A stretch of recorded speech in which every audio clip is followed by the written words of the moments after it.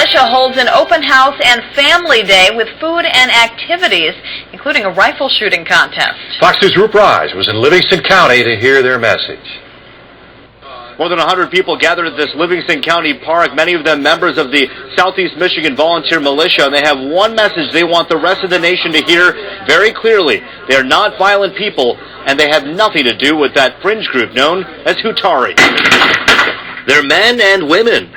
It's really never too late. They're all ages. Talk to them, and the message is the same. Well, that's not us. We're just normal citizens, citizens of the United States, citizens of Michigan.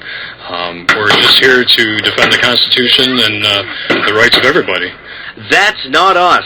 That being the Hutari group. 9 members charged with conspiring against the government, allegedly with a violent scheme to kill police officers. Hutari, a relatively new grassroots fringe group. The militia, been around for 200 years. Preparing for? Whatever it takes.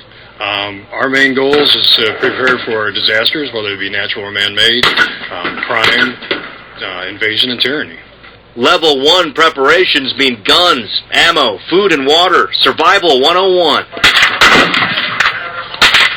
But who is this enemy? Anybody that wants to take away our liberties. Plain and simple. You know, this country's been set up to guarantee our liberties, and that's the way we want to see it. It's dads, moms, grandparents, and their grandkids, many of whom see it this way. And as for how they're seen by others... Oh, they're all white, so they have to be racist. And nothing could be further from the truth.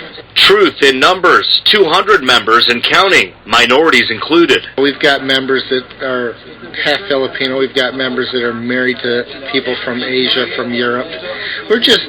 We're regular people. We're everyday residents of Detroit. And even though the timing seems a bit coincidental with this militia day, inviting the media here and the Hutari incident, members of the militia here say they've been doing this militia day every year for more than 10 years now. In Livingston County, REUTERS, Fox 2 News.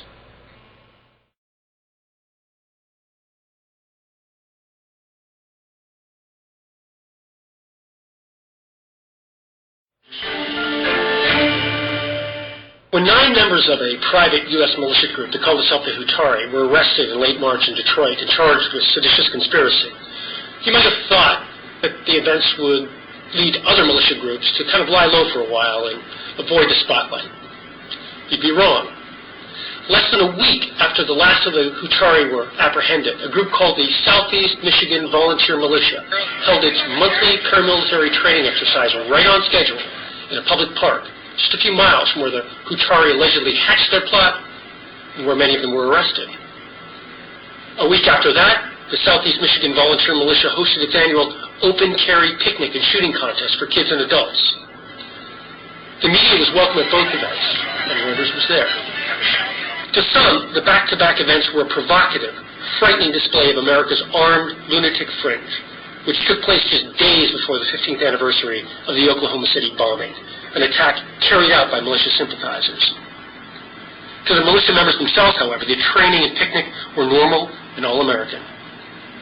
They view the possession of firearms as a duty as much as a right, and a symbol of their equal standing with any government, anywhere. Nothing to worry about here, folks, they say.